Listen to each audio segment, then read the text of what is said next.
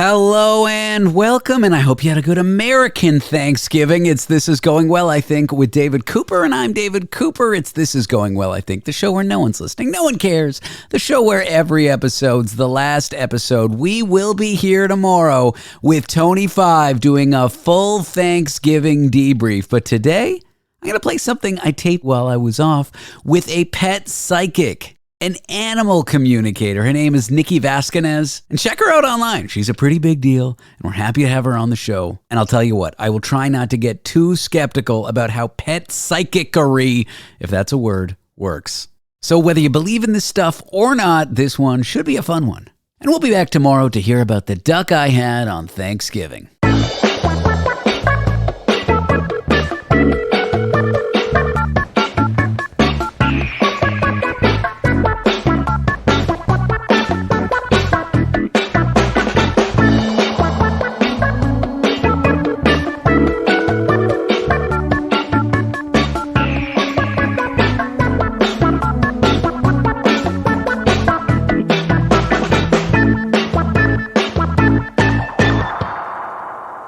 Hey, David. Hi, Nikki. How are you?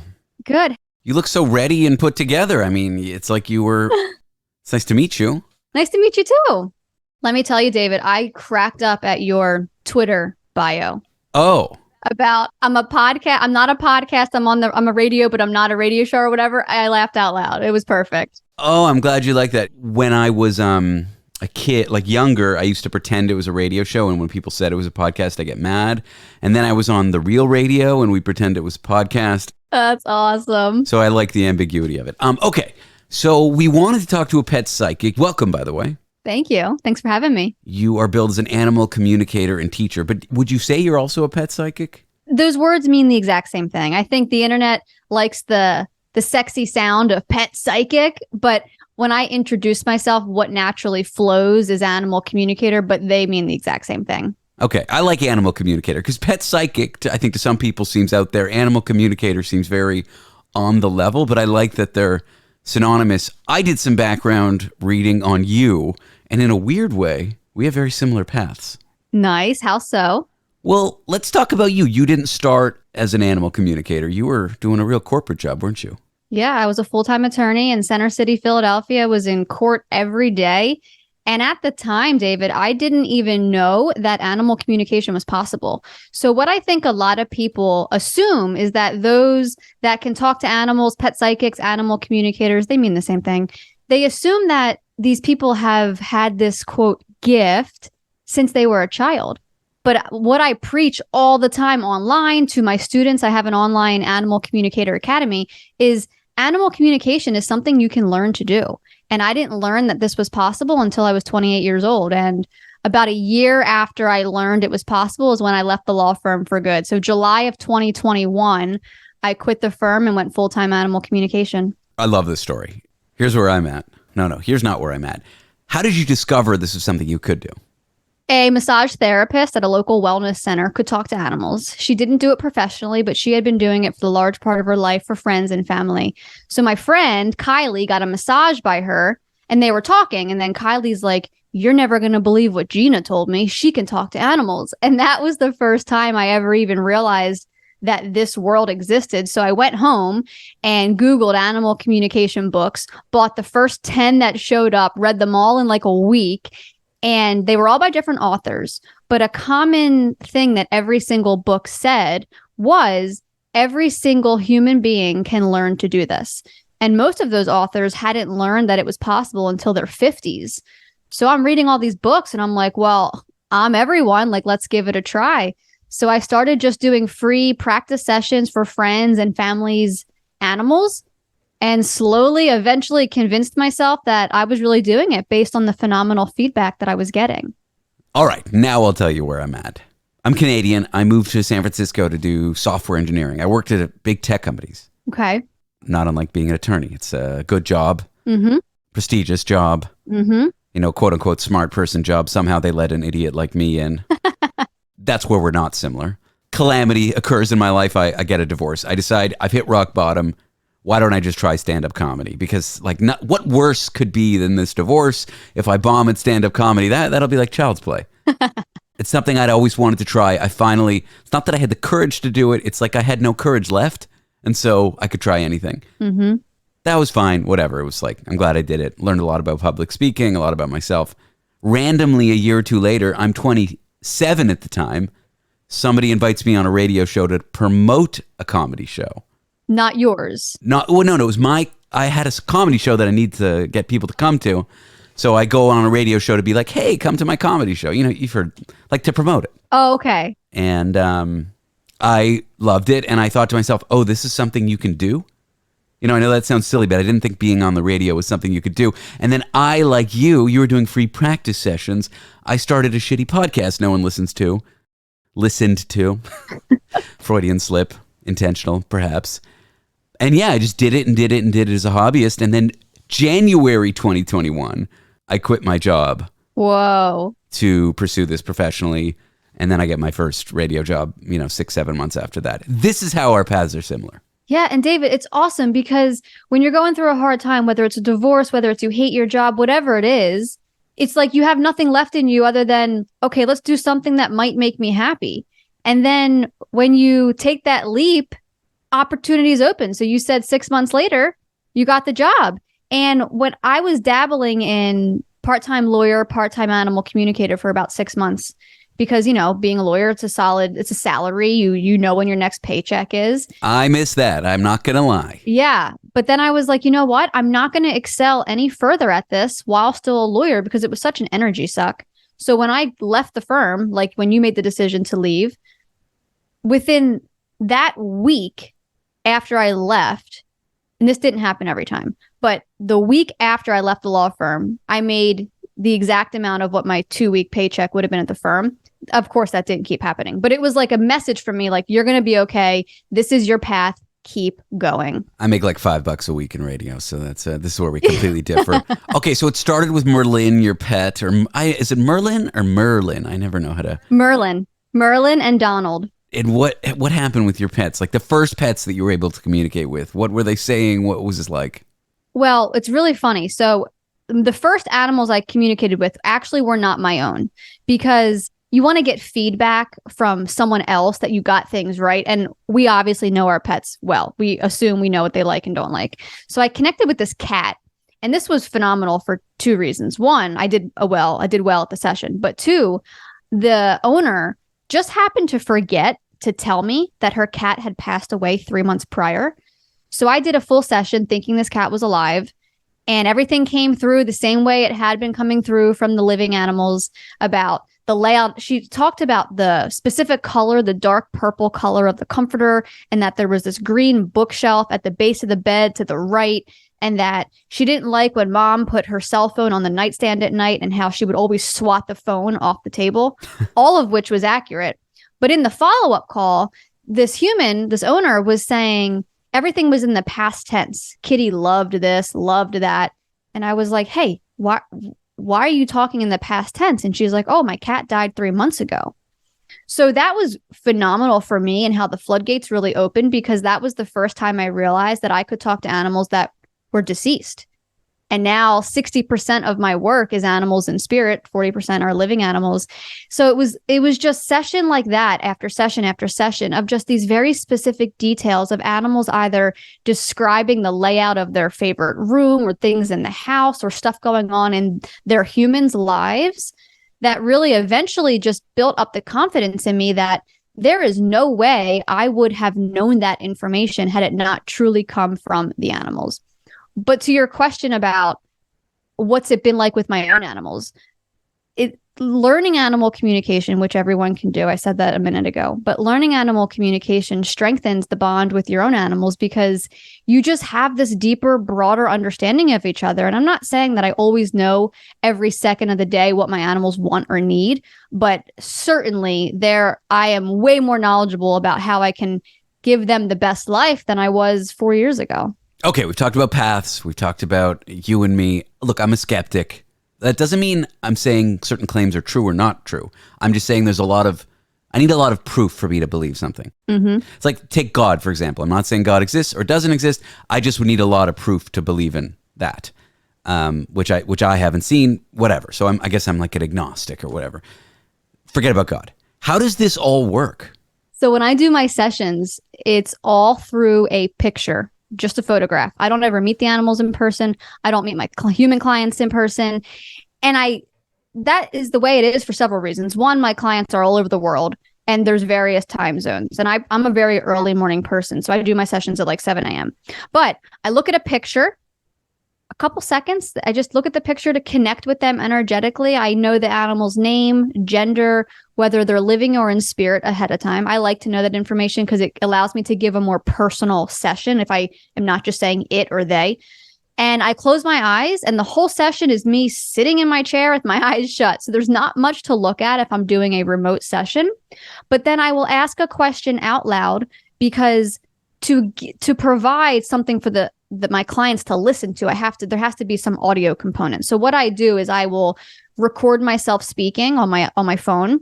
So I will ask the question that I'm asking the animal out loud. I'll receive their answer in my mind.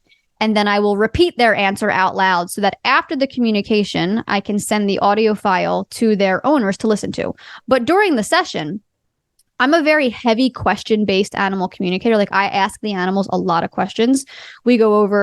I first start by describing the animal's personality because like you said, David, you're a little bit skeptical. No, I know I'm a lot bit skeptical. You're talking about energetically. I'm just trying to wrap my head around this. Yeah. I'm not saying anything you're saying is true or not true. I'm just listening to try to see what's going on and figure it all out. A lot skeptical. Okay. But that's good. I love it. And are you familiar with the medium Tyler Henry? No.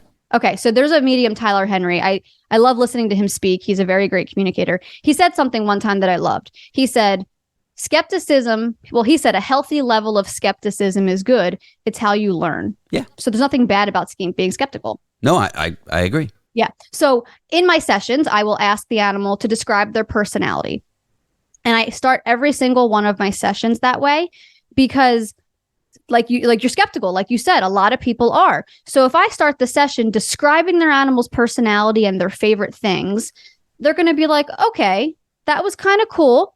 Maybe she just assumed it from the picture, but I'm listening.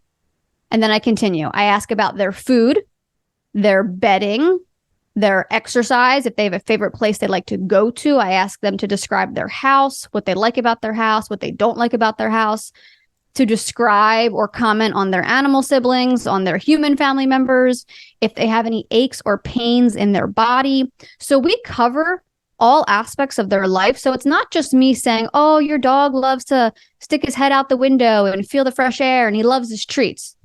Cool, Nikki. Most dogs love that. It's very specific things that are coming through that eventually you will be like, okay, there's something here because there's no way she would have known that. But that's a fallacy, right? That's called the argument from incredulity. It's like, I can't think of a way how it happened. So the way that you're saying it happened is the way it happened. But I'm more interested in the mechanism. Do you see what I'm saying? Like, it's telepathy. It's telepathic communication. And what that is, David, every human being communicates telepathically. So an example, there have been times I'm certain of where your phone rang and before you looked at it, you knew who was calling you. Has that ever happened? Sure, but I'm happy to chalk that up to coincidence. Okay. Well, what about a time where you're with a friend or family member and they're about to ask you a question? Before they say it out loud, you answer them because you know what they're going to say. Again, reading body language, knowing someone so well, even me saying I don't know what the mechanism is doesn't mean that it is telepathy. This is where I'm at. This is how I kind of frame things as a skeptic, but I'm open to being convinced otherwise. Yeah, it's just, you have to experience it because when the animals talk, so this is the thing.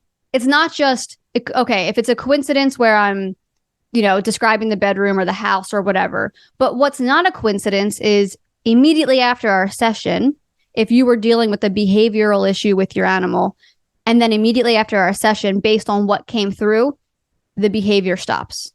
Or you see an immediate change, which happens all the time. I talked to a cat one time in the very beginning of my journey. His name is Finnegan, and he was very sick, and no one could figure out what was going on. And right when I connected with him, my bottom right jaw started aching, and specifically this one specific tooth. So I remember counting back in my mouth, and then I was describing that location for the animal. So the owners took him back to the vet. and demanded an x-ray of his teeth. And he ended up having an abscessed tooth in that exact area that I said. And then they pulled the tooth, gave him medicine, and he was great. So it's things like that. It's like, okay, is that a coincidence, or did the cat really tell me, hey, this tooth is a problem?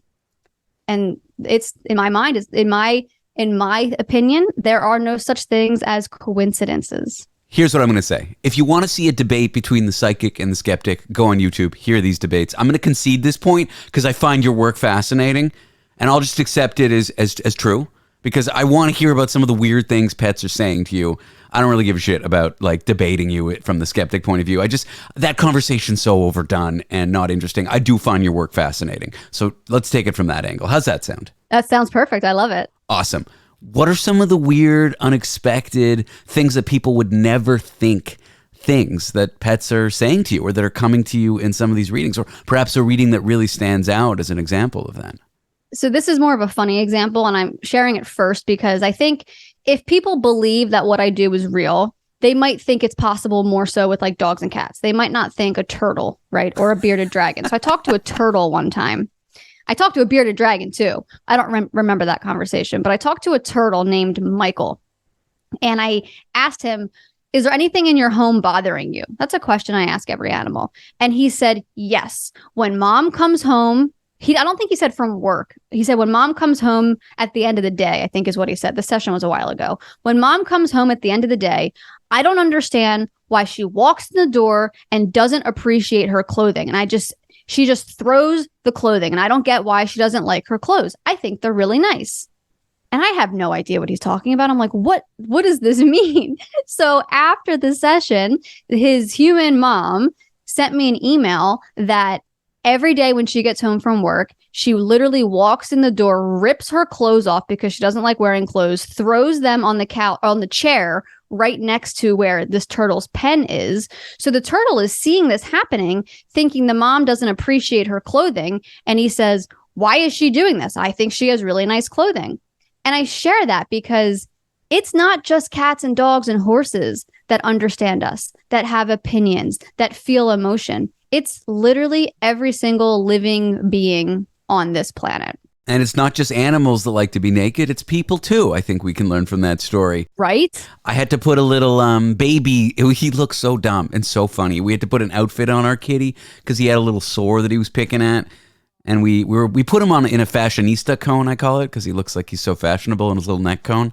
But he didn't like that, so we gave him an outfit. He didn't like his clothes. So pets don't like clothes. I'm a naked person myself. Obviously not now, but I walk around the house naked.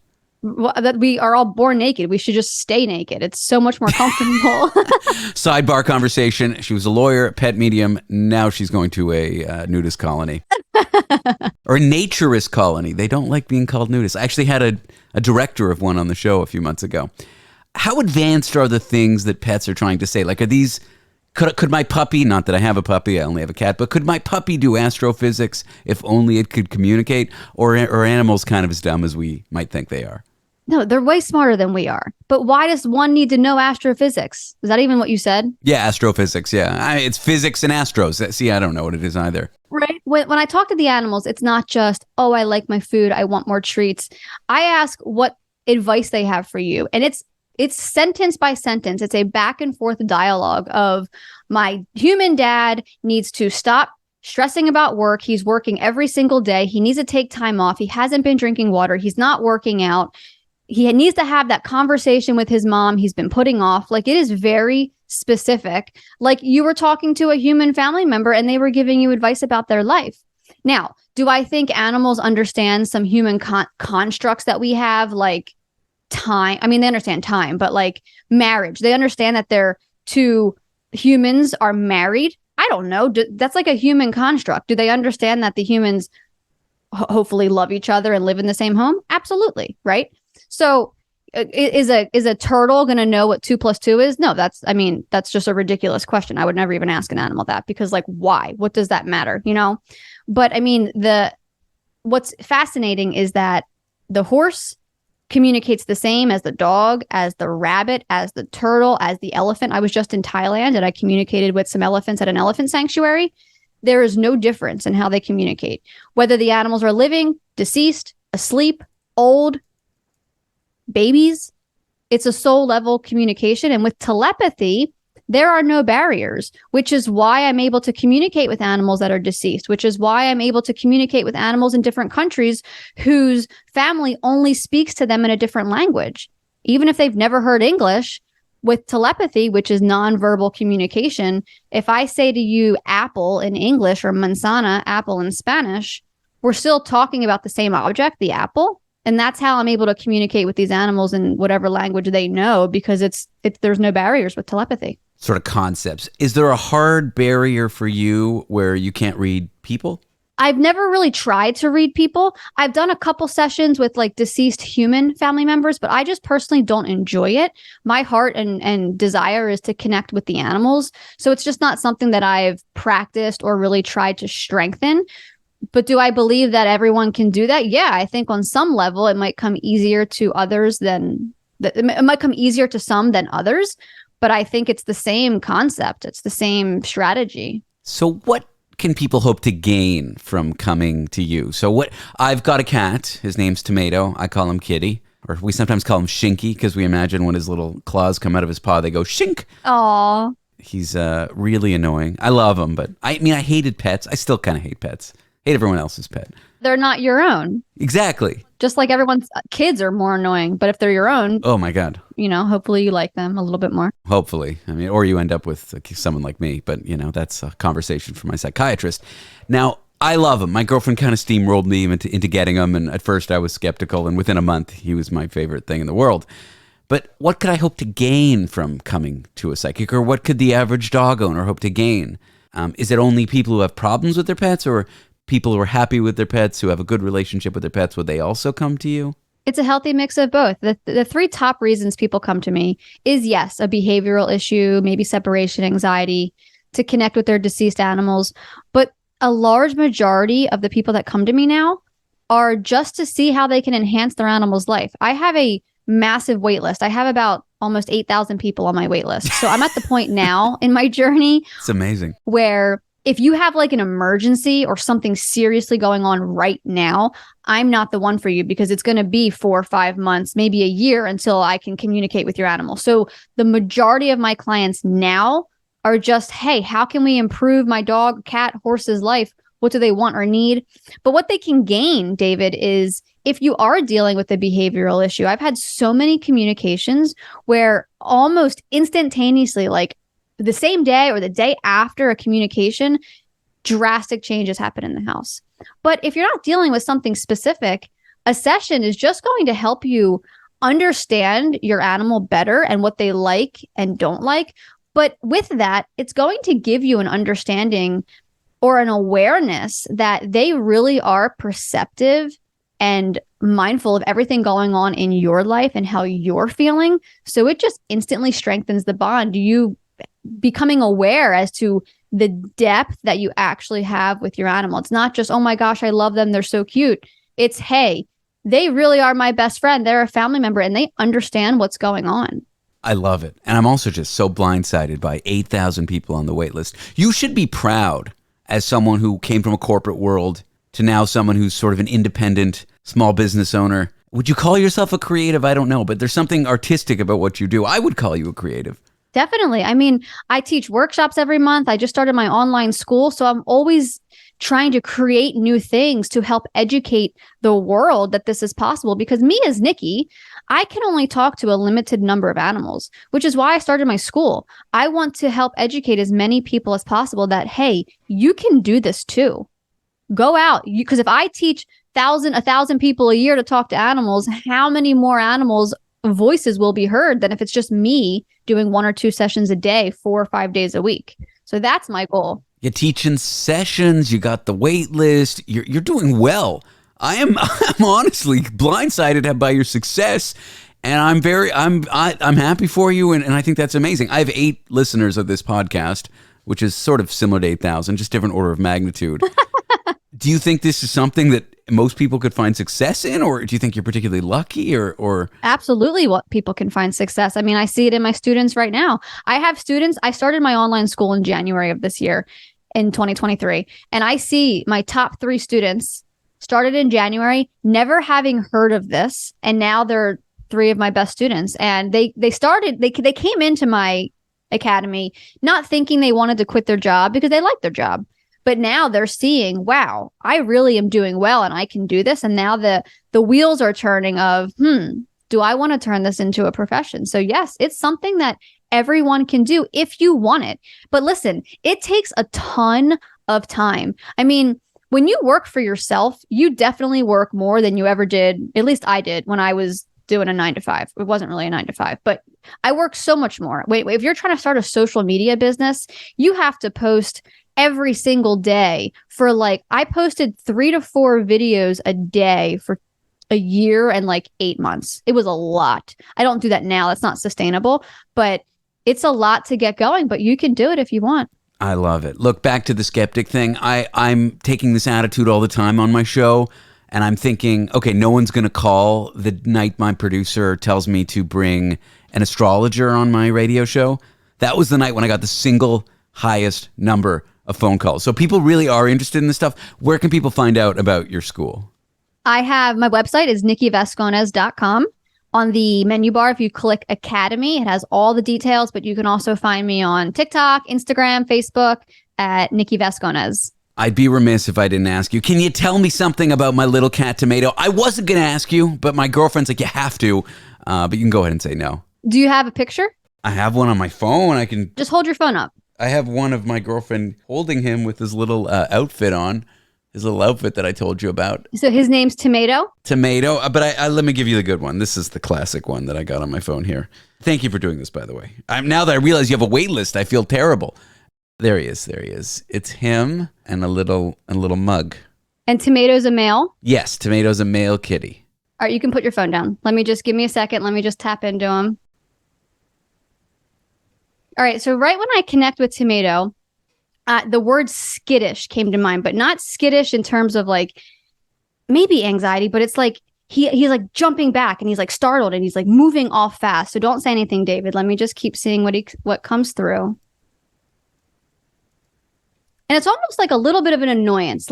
Don't touch me and poke me when I don't want to be touched. So this movement I'm seeing is him pulling his legs back, how dare you come near me? Is this all the time, Tomato, or is this just certain times of your day? And some are going to say, oh, this is general of cats, but I'm still going to say it. He says that everything is very much on his terms, whether he wants to be pet, touched. I'm seeing him being lovey with you, cuddly, snuggly, but I don't think it's the majority of the time, and it's when he wants it. Does everything I said thus far sound accurate? Yeah, I think so. He's very skittish, but only occasionally. He runs around. The zoomies, of course. He's got his boundaries, but when he's not holding his boundaries up, he's the most cuddly cat you can imagine. So you're right on the nose. I mean, you're close. I think a little bit more emphasis on the skittishness than he actually is, but you're on the nose. So let's see. So Tomato, do you have anything that you want your dad to know right now? Does he ever? I don't know where you got. Oh, you said Canada. I'm seeing him really loving the breeze going in his face. Does he lay near a fan or a vent or an air conditioner? It could be a window, but he's just. I'm seeing him sitting there, and it's just the nice air in his face, and he loves that. Yeah, when we have a window with bars because we're in Manhattan, we can't let him out, and he sits in the window when we open it. And in our old house, we had a little light well in the building, and we let him out there. We called it his cat jail because sometimes we had to keep him out there. So just know that he loves that. So if it's nice out and you can have the window open, do that for him as often as possible. Loves a breeze. I mean, you got it all exactly. And David, this was real quick on the spot, 2 minutes right on camera. When I do sessions, they're 90 minutes. It's very in depth, but it's just hearing their voice as to what they love and like and need and want. And it's really fun. Look, my girlfriend Miranda's going to love that you're telling him he needs more of a breeze. I mean, that's thank you for doing this. We didn't just have you on so you could do a reading for my pet, although it may feel that way. No, it's all good. It's all good. Nikki, I really appreciated talking to you. This was a lot of fun. I loved it, David. It was a great time. Thanks for having me on. Of course.